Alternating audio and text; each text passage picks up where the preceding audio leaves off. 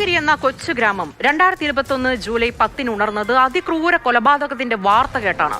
പുന്നപ്ര സ്വദേശിനിയായ അനിതയുടെ മൃതദേഹം പൂക്കെയ്ത ആറിൽ നിന്ന് കണ്ടെടുക്കുമ്പോൾ ഒരു ഗർഭിണിയോട് ഈ ക്രൂരത ചെയ്തത് ആരെന്ന് നാട്ടുകാർ ആശങ്കയോടെ തിരഞ്ഞു. പോലീസിന്റെ പഴുതടച്ചുള്ള അന്വേഷണത്തിനൊടുവിൽ ഉത്തരം ചെന്നെത്തിയത് അനിതയുമായി അടുപ്പമുണ്ടായിരുന്ന നിലമ്പൂർ സ്വദേശിയായിട്ടുള്ള പ്രബീഷിലാണ്. പിന്നാലെ അയാളുടെ പെൺസുഹൃത്ത് രജനിയിലും. 4 ആണ്ട് നീണ്ട കാത്തിരിപ്പിന് ശേഷം കൈനഗരിക്കാർ കാത്തിരുന്ന ശിക്ഷാവിധിയെത്തി. ക്രൂരന് കഴുമരം. നാടിനെ നടുക്കിയ അനിത കൊലക്കേസിലെ വിധി വിശദമായി പരിശോധിക്കുകയാണ് ക്രൈം ഫയൽ.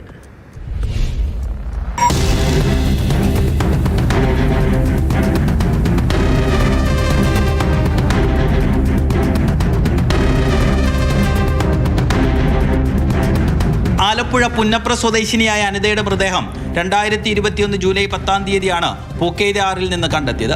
കേസിൽ അനിതയുമായി അടുപ്പമുണ്ടായിരുന്ന മലപ്പുറം നിലമ്പൂർ സ്വദേശി പ്രബീഷിനെയും ഇയാളുടെ സുഹൃത്തും കൈനകരിക്കാരിയുമായ രജനിയെയും അറസ്റ്റ് ചെയ്തു. വിവാഹിതനായ പ്രബീഷ് ഒരേ സമയം വിവാഹിതരായ അനിതയും രജനിയുമായി അടുപ്പത്തിലായിരുന്നു. അനിത ഗർഭിണിയായതിനു പിന്നാലെ ഒഴിവാക്കാൻ ശ്രമിച്ചെങ്കിലും വിജയിച്ചില്ല. പാലക്കാട് ആലത്തൂരിലെ ഒരു ഫാമിൽ ജോലി ചെയ്യുകയായിരുന്ന അനിതയെ ജൂലൈ 9 ആലപ്പുഴയിലേക്ക് വിളിച്ചു വരുത്തി. KSRTC ബസ് സ്റ്റാൻഡിൽ വന്നിറങ്ങിയ അനിതയെ ഓട്ടോയിൽ രജനിയുടെ കൈനഗിരിയിലെ വീട്ടിലെത്തിച്ചു. ശേഷം 2 കുട്ടികളുടെ അമ്മയായ യുവതിയെ പ്രബീഷ് കഴുത്തിൽ കത്തിവെച്ച് ഭീഷണിപ്പെടുത്തി. നിലവിളി പുറത്തേക്ക് കേൾക്കാതിരിക്കാൻ രജനി വായും മൂക്കും അമർത്തിപ്പിടിച്ചു.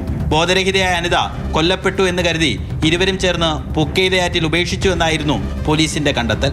എല്ലാ തെളിവുകളും നിരത്തി പ്രോസിക്യൂഷൻ നടത്തിയ വാദം അംഗീകരിച്ച കോടതി 1-ാം പ്രതിക്ക് വധശിക്ഷ വിധിച്ചു.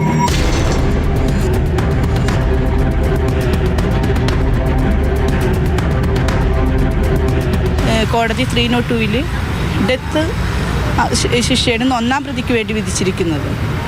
കോടതിയുടെ ആ വിധിയെ ഞാൻ വളരെ സന്തോഷത്തോടുകൂടി തന്നെ മാനിക്കുന്നു, സ്വാഗതം ചെയ്യുന്നു. നമ്മുടെ കേസിൻ്റെ ഏറ്റവും വലിയൊരു ഹൈലൈറ്റ് എന്ന് പറയുന്നത് ഈ കേസിലെ 2-ാം പ്രതിയുടെ അമ്മ തന്നെയാണ് ഈ പ്രതികൾക്കെതിരെ മൊഴി കൊടുത്തിരിക്കുന്നത്. ഇതിലെ ശാസ്ത്രീയ തെളിവുകളും പ്രത്യേകിച്ച് DNA പോസ്റ്റ്മോർട്ടം റിപ്പോർട്ടുകളെല്ലാം തന്നെ വളരെ ശക്തമായിട്ട് തന്നെ പ്രോസിക്യൂഷന് കോടതി മുമ്പാകെ കൊണ്ടുവരാൻ സാധിച്ചിട്ടുണ്ട്. കേസ് വേഗത്തിൽ അന്വേഷിക്കുകയും 90 ദിവസത്തിനകം കുറ്റമറ്റ രീതിയിൽ കുറ്റപത്രം സമർപ്പിക്കുകയും ചെയ്ത ഉദ്യോഗസ്ഥരെ കോടതി അഭിനന്ദിച്ചു. വളരെ സന്തോഷവും അഭിമാനവും ഉണ്ട്. ആദ്യം നമുക്ക് ഒരു അൺഐഡൻറ്റിഫൈഡ് ഡെഡ് ബോഡി മാത്രമാണ് കിട്ടിയത്.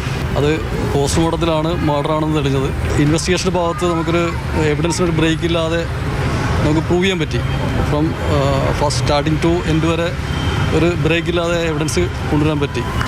ഇതിൽ എൻ്റെ കൂടെ കേസ് എഴുതാൻ സഹായിച്ച സുജിമോൻ, എൻ്റെ SI ആയിരുന്ന കുര്യൻ, ഇവരെല്ലാവരും വളരെ ആത്മാർത്ഥമായിട്ട് കൂടെ ഉണ്ടായിരുന്നു. വളരെ സന്തോഷം.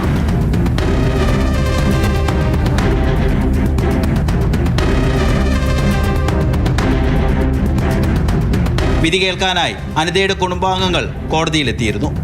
പോലീസുകാരാണ് ഏറ്റവും കൂടുതൽ നന്ദി രേഖപ്പെടുത്താനുള്ളത്. അവരുടെ നല്ല കഴിവുകൊണ്ടാണ് ഇത്രയും പെട്ടെന്ന് ഈ കേസ് തെളിയിക്കാൻ സാധിച്ചത്. അതുപോലെ തന്നെ ജഡ്ജി, പ്രോസിക്യൂട്ടറുമൊക്കെ വളരെയധികം ഇതിൽ സഹകരിച്ചതിൽ വളരെയധികം കടപ്പെട്ടിരിക്കുകയാണ് ഞാൻ എൻ്റെ കുടുംബം.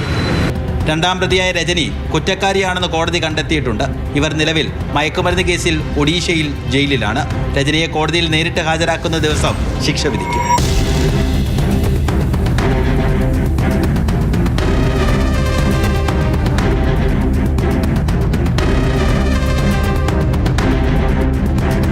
മാതൃഭൂമി ന്യൂസ്, ആലപ്പുഴ.